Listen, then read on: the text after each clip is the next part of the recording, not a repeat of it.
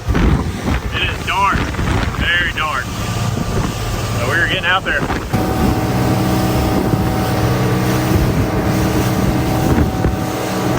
Check out that sunrise this morning. 40 miles offshore in the Gulf. That is pretty. We're in the right place because there's a frigate bird. Check that out. Those are awesome birds. You know you're far offshore when you see those. But there's the sunrise. I don't think you can get much prettier view than that. I mean, I say that every time, but dadgum, that is awesome. And he's hanging around, so we're gonna hurry up and get some lines in the water.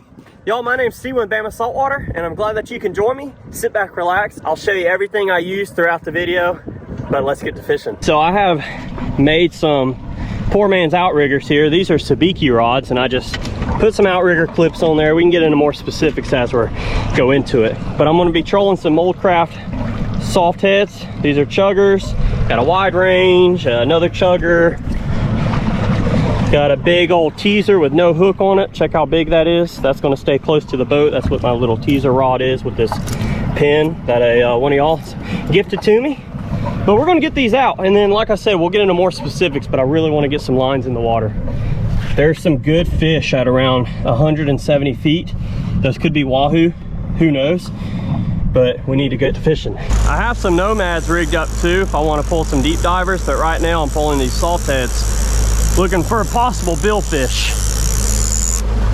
All on Penn torch 60s, a combined total of line of 750 yards on each one. There's braid backing to 40-pound mono on top, a line on leader. How far our bird is, I want that one all the way back.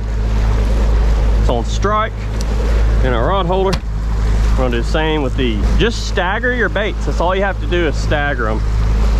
Real easy to do, because when you turn, if they're all at the same distance back behind the boat, probably gonna have some issues with tangles. Now we have our 3 lines with hooks on it and our 1 teaser just on my little homemade outriggers for the bay boat. And what we're doing is, there's a bunch of drop-offs. I'm not going to give like exact GPS coordinates, but there are tons of drop-offs, like called the nipple, the elbow, the spur, the edge, 131 fathom hole. You can look all that stuff up, and each one's going to produce different fish at different times of year and conditions. But I looked on my Hilton's real-time navigator, which is a subscription that you pay for, and if you come out here a lot, it's worth it so you don't burn a bunch of gas. I'm just looking for a place to start.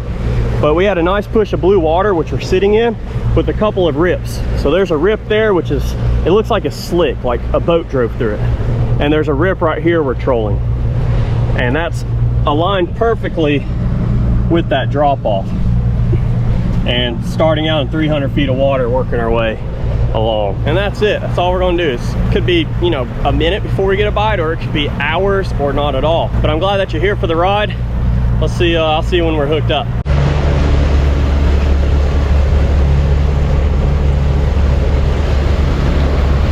Yo, we just hooked up. That's what I'm talking about, baby. Heck yeah. Dadgum. I think it's a tuna too, because I'm pretty sure I saw some tuna busting just now.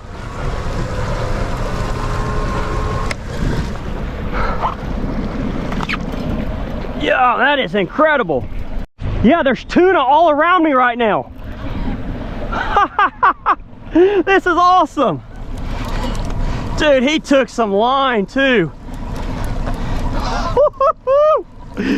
I'm like 55 miles out and trolling a rip in about 1,000 feet of water, and just came across some busting tuna. I'm fairly certain. This sucker's real far out there. Really far. Try to get him closer to the boat. Took some line. Oh man, that will be amazing if that's what that is. God, I'm in for a fight though. Come on, baby. Come on.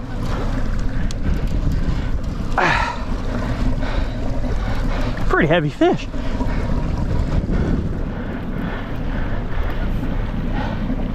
Try to get them closer. Should be getting kind of close. Should be getting kind of close. It's just down. Okay.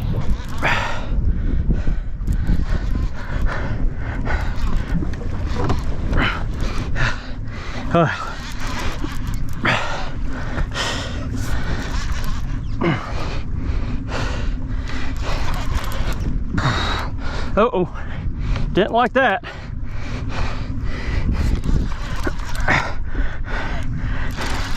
Okay, there's my wind on.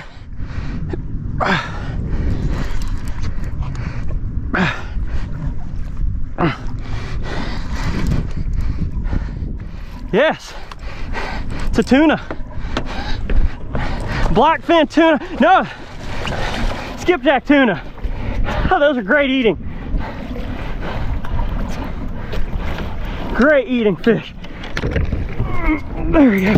Woohoo!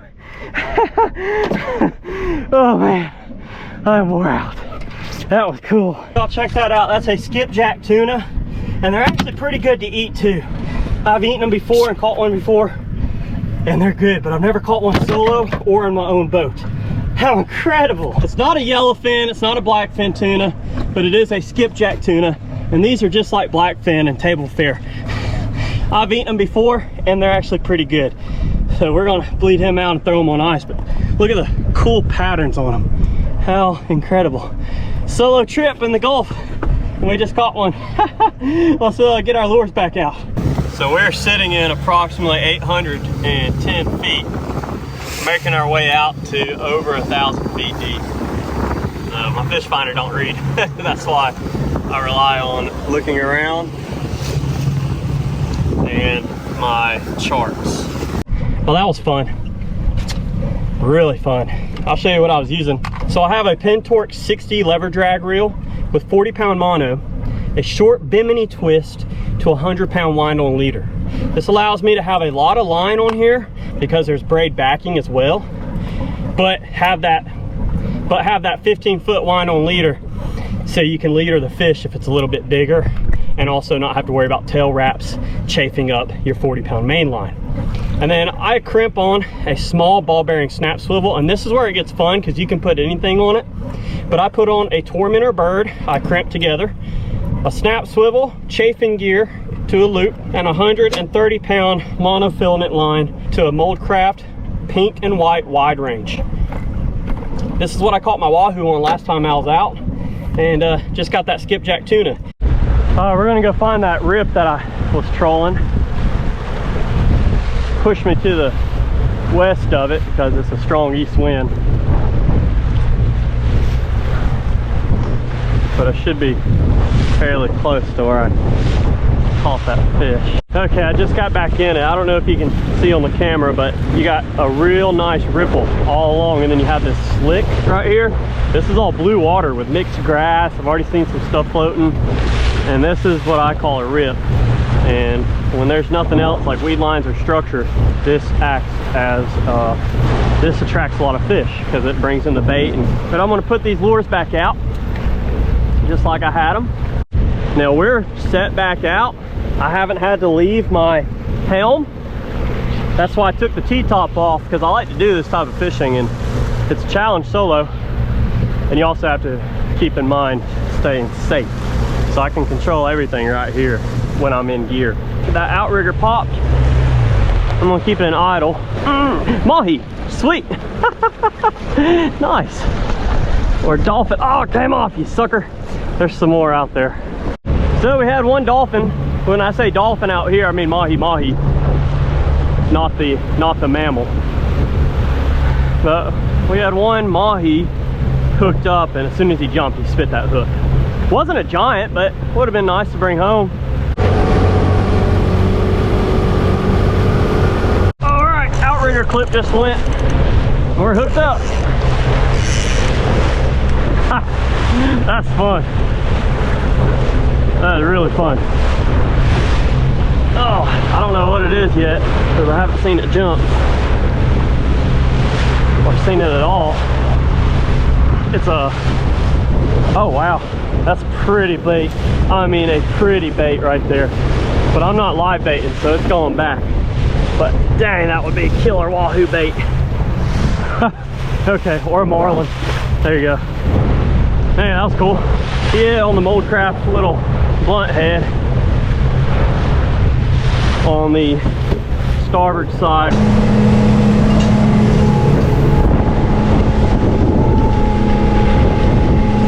There's a couple crab trap buoys right here that I'm sure is probably somebody's fad that they've made. So I'm gonna cast around it. A good old Nomad Mad Scad. See if there's any Mahi or sailfish or kings hanging around. Or triple tail, you never know. I'm gonna take one of these ballyhoo. They're rigged for trolling, but I'm just gonna tie it on an extra rod I have, even though it may not be conventional, and see, because I saw a little bit larger dolphin on there. And if we can toss out a ballyhoo and possibly get a sailfish or a dolphin on this little fad here, that'd be sweet. I'm gonna take this rigged ballyhoo. Like I said, it was rigged for trolling, but it's the only bait I have. I'm not cutting into that tuna. See if there's a bigger dolphin or sailfish on here. I saw some chicken dolphin on here that were chasing my bait. That remora needs to go. But I did see a larger one that came up from the deep. Oh yeah, they're fired up on it. Come back and eat the rest of it. Did he get it? Yep. Okay, we got one. Got one. Get a jump, man. That's not a bad one. He might go in the box. That's not a bad one. Are you gonna jump? Or are you gonna sit there and play with it? Get a jump. Okay, we'll keep that one. That's a little cow. I mean, these things are abundant. There are no regulations on them in the Gulf of Mexico, in Alabama. They grow very fast, they multiply very fast. It's not hurting the dolphin population keeping these. Now, if you're keeping 500 of them, all little bitties, I mean, obviously practice some conservation. I mean, it's not the smallest one, it's not the biggest one, but like I said, there's no regulations. I'm legally allowed to keep this, and it's like that for a reason, because these are very fast growing fish in the Gulf of Mexico. But I also practice conservation. I don't load up a cooler with them this size, but every now and then, especially if I know it's bleeding out, it's gonna go in the cooler. And typically when you hook one, you wanna leave it hooked beside the boat before you bring it in, especially if you have somebody else with you, because it will attract more mahi. But that first dolphin I landed, I wanna make sure I get it in to add to our tuna. And then this next one, if it's about that same size, I'll leave it in the water, see if it kind of causes a commotion and see what else comes up. So I can't really get this GoPro screen any cleaner, but let's toss out a ballyhoo again. It's just the same one, it's missing the head though. Let's see, there's one, oh, one just grabbed it. Got it. All right, got you. Let's see, are you a dolphin? It is. It's a nice little mahi. The only thing around him is a remora, so I'm gonna leave him right here in the water and see what else comes up on it. Nice jump, and that remora is not leaving him alone. But we'll leave him in the water, see if anything else wants to come up on him. Man, they're beautiful fish.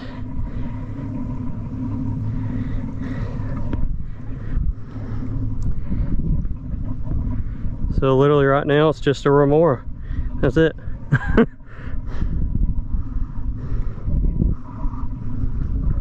Okay, man, I'll get that hook out of you and I'll let you go. Man, you're a beautiful fish. Pretty thing. God.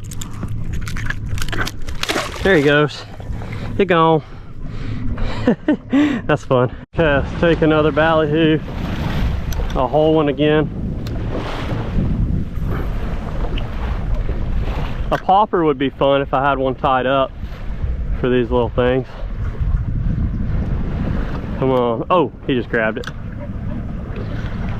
Did he eat it? Nope, he just got the back end of it. Come on, where's the big one? Where's the big one? Gotta be a big one down there. Oh, he just grabbed it. Oh, they're fired up on it now. Oh, look at a vapor trailing. Woohoo! Oh man, that's so fun, dude.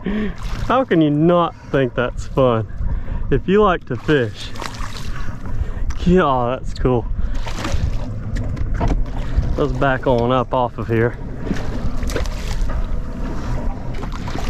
Come here, you.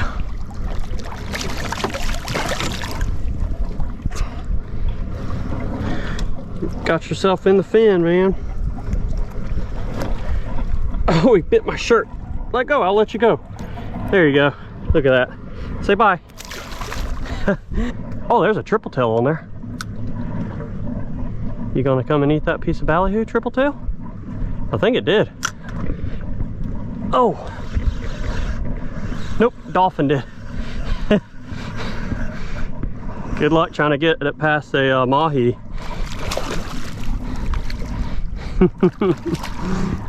Oh man, I mean, they're not bad sized chicken dolphin, and they're very fast growing too, but I'm letting them go as long as they're in good shape.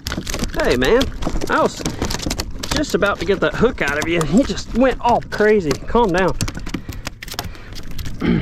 There. Golly. I'll throw the ballyhoo since it's rigged up, but I'll probably end up putting on a small lure of some sort to get that triple tail, because it's on there. Oh, it's a little bitty fella. He's about this big. There's no need to catch him. Let him live, unless he wants to eat this ballyhoo, which it looks like he's trying to do. That's a little bitty triple tail. Still kind of cool though. Hooked up again. Nice little jump. That is so fun. Really fun. You want to get another jump? He's acting like he wants to. There he goes. And he spit the hook. Perfect. Perfect, perfect. That is, man. I'm glad I stopped. There's some more. Oh man. Well, that was destined to happen. Be my last cast, and then I'm gonna move on to the next spot. If I hook something. I have to say that. If I hook something. Y'all, it's time for me to go back home, and we'll clean those fish tomorrow. It's been 9 hours in the boat already today, and most of it's just traveling. The Gulf is beautiful. It's slick. It's hot. But you know, these slick days are really not the best fishing days. They're the best boat riding days, but I like a little bit of chop like we had this morning. So I'm gonna head in and we'll see you at the cleaning table with that skipjack tuna.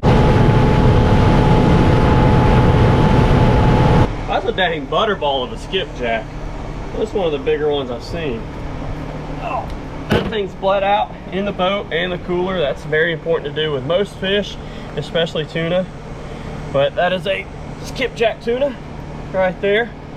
They're not regulated because they don't really have any issues with compared to yellowfin and bluefin tuna in terms of abundancy. They are good when kept fresh. But check out, these tuna are actually really cool. All tuna species are. So they have that dorsal fin right there, these little sickles, and all these that turn like that act as rudders so they can be really fast. But what's amazing about tuna is their fins fold flush. See that? See if I can hold on to them. It folds flush. Makes them super hydrodynamic in the water. Same thing with their pec fin. It sticks out like that, and then there's a little slot right there. It flush. Tuna are so cool with like that. And then these fins as well. Once again, flush. It's neat. It's really neat how they're literally a bullet in the water. Fast, aggressive, and they grow quick. But I'm gonna spray him off and we'll get to cleaning them up. So I've gutted this fish and it's bled out overnight and in the boat as soon as I caught it. That's very important. But I did take out the stomach contents just to show you. That's a freshly digested flying fish. They literally look like a mullet with wings. These would be wings, but it's digested. And he had 3 of them in its stomach. And I meant to say she, it was full of roe, so this is a female. But check that out. That's a flying fish. Really neat, huh? Make a nice angle cut. Oops. Tore their head. And down their collar. Now we can take a regular knife and cut down the middle. All the way down to their tail. Cut right there. And then we're just going to take this loin off. Pretty easy fish to clean. So go through their skin, take your time, try not to miss anything. Once you get through their skin, their meat's easy. But look at their scales. Thick scales on these skipjacks. Look at that. Okay, once you get through that skin, see how pretty their meat is? Just fillet it off like anything else. Run that sharp knife along the bone. See their meat? It's a tuna.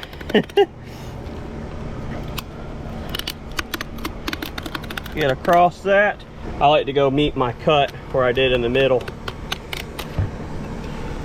But see how fresh it is when bled out? I mean, they're really pretty. But there's our tuna, and that's just connective tissue. They may look like worms, but it's not. But look at that. Real dark meat on that. Pretty tuna. You just got to get through that skin. That was the toughest part, I'll admit, on that one. Was getting through that tough skin. And there's that. See how easy it is once you bleed it and gut it? All right. And there's another loin of tuna, and that's just one side. And you see I'm not spraying it down with a water hose. But you can also, on this tuna, I'm gonna save this and make some spicy tuna. And see how easy it comes off the bone? Just the stuff that you miss. You can take a spoon too, but it's real easy to do with your hands. God's natural utensils. And we're gonna save that. Make sure you get some of those darker pieces out. But we're gonna save that for spicy tuna, mixing it with some sauce. Flip to the other side. I like this serrated just to get through this thick scale. I can't believe how thick these are. I feel like the yellowfin was easier to clean than this one. Like, I mean, you can see the scales. Look at that skin and scales. I don't know, maybe it's just me. Make that nice angled cut.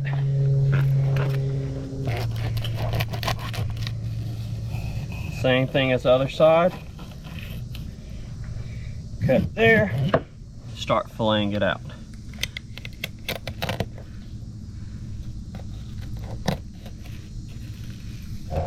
Real pretty meat. But see that real dark meat? That's what you want to get out. You want that color meat right there. That's the bloodline, going to be real fishy. That pink is what you want right there. Look at that tuna head. Really cool.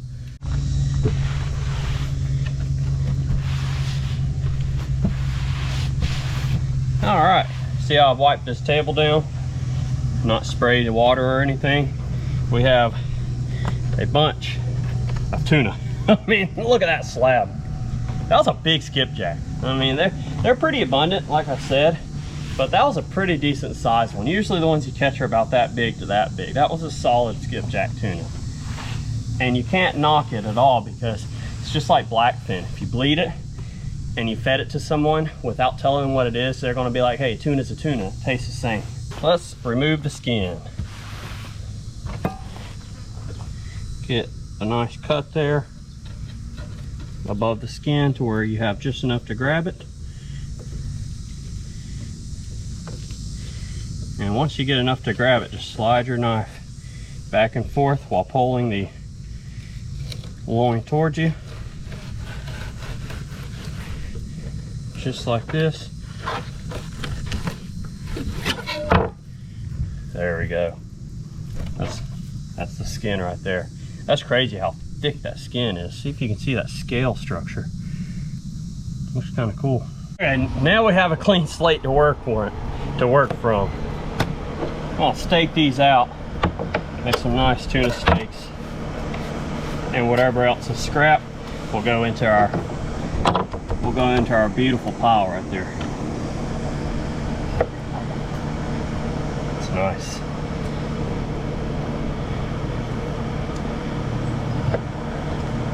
Oh yeah, see, now that is what a finished product wants to be. Big old tuna steaks, and you can even cut those in half too.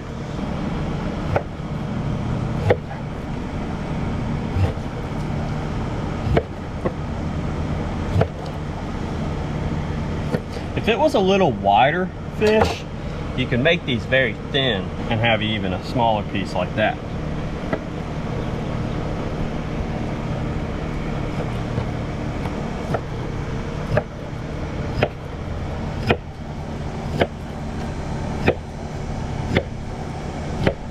And like I said, I ain't perfect, so some of y'all can clean a tuna like that. I took my time, try to get it done best I can without much waste.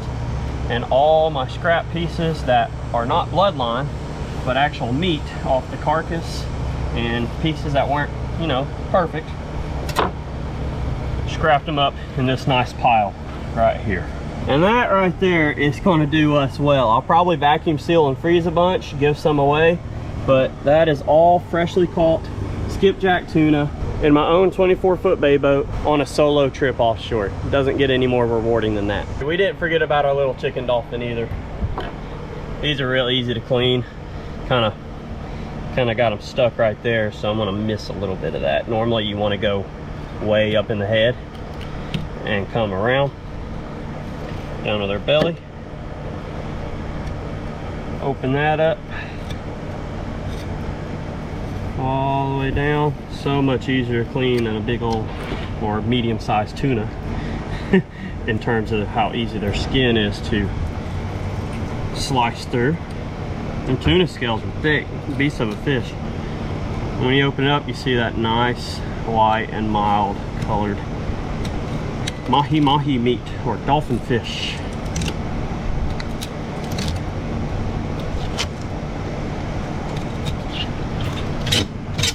Cut that off.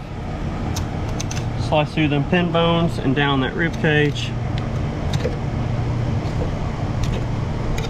This one had some roe in it, so I didn't keep, you know, a whole bunch, even though you're allowed to. And see the size of this fish already having roe in it.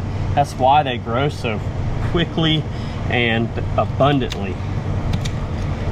But you still always want to practice good conservation. And then get that head meat off there. Kind of poked it a little bit, but there we go. Nice mahi fillet. We are in the kitchen and I made some sashimi and some spicy tuna with some of the scraps off that tuna carcass, and I'm gonna give this a try. So here's a fresh piece of that skipjack tuna, cleaned and prepped, and I'm gonna dip a little bit in that hot sauce and give it a try. Here we go. Oh, okay, that Scotch bonnet hot sauce is spicy. I'm glad I only did a little bit, but that tuna is amazing. You really can't get any fresher than that. The flavor is immaculate and fresh tasting. Wow. And if you like fish like this, you know what I mean, but there's nothing fishy tasting about it. It tastes exactly what it is, which is tuna.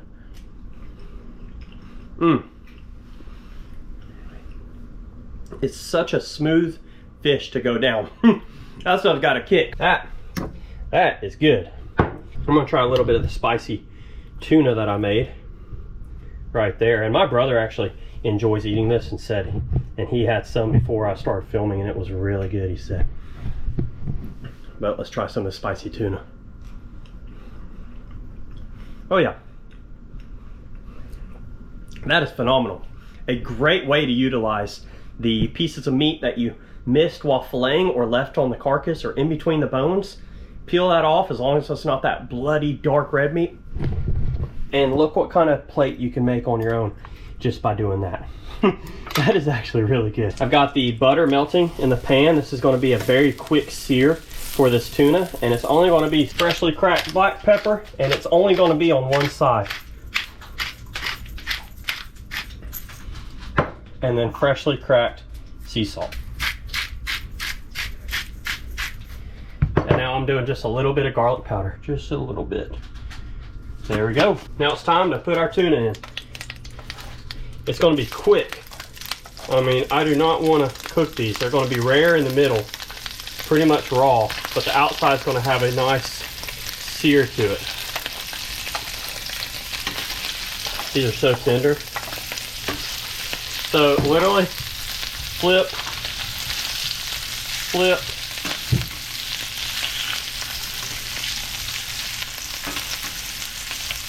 it's on. I mean, it's like a few seconds on each side. Just a quick sear. You can also do it with like a torch as well. Get the side done,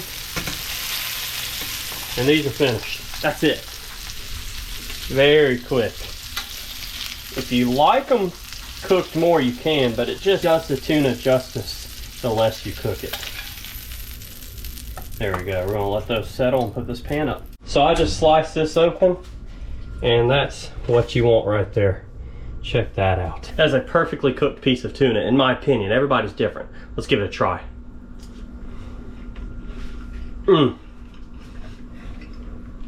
Tender, melts in your mouth, fresh. It's like the filet mignon. You know, you can get the ribeye, you can get this New York strip, which is delicious, but that filet mignon doesn't require a bunch of seasonings and may not have the best marbling, but dadgum is it tender. So we're gonna cut these up. I'm gonna cut me a portion here and plate it. Super tender and fresh fish. Man, I gave a lot away to some friends too. And so I didn't freeze any. I literally kept just a little bit for myself and gave a lot away. I like to share fish. We got our seared tuna. Gonna get a little bit of carrots. It's just some shaved carrots. A couple serrano chilies. And then a little bit of that hot sauce. It's got a great vinegary base to it. So pour that in there. It's extremely spicy. Now I'm gonna take some of that carrot, serrano chili, and I'm gonna burn my mouth up because that's gonna be spicy. And that piece of tuna, and then we got that perfect crunch with some flavor.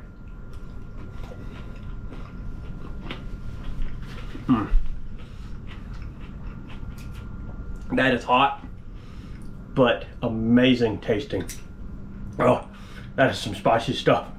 That hot sauce has a kick to it, and I like spicy stuff as long as it has good flavor, but it does this tuna great. Another serrano chili, thinly sliced, carrots, and tuna. Tasty right there.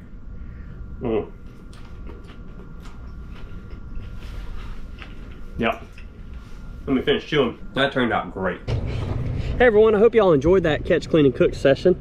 And as always, I like to show you exactly what I'm using. I did give away the rest of all the tuna and that mahi to a lot of friends, so it didn't go to waste or in the freezer. But what I caught it on, which is actually what I caught my wahoo on a few weeks ago, and these are my favorite setups, and this isn't a sponsored setup or nothing. This is a Penn Torque 60. This is a Leverdrag 2-speed reel.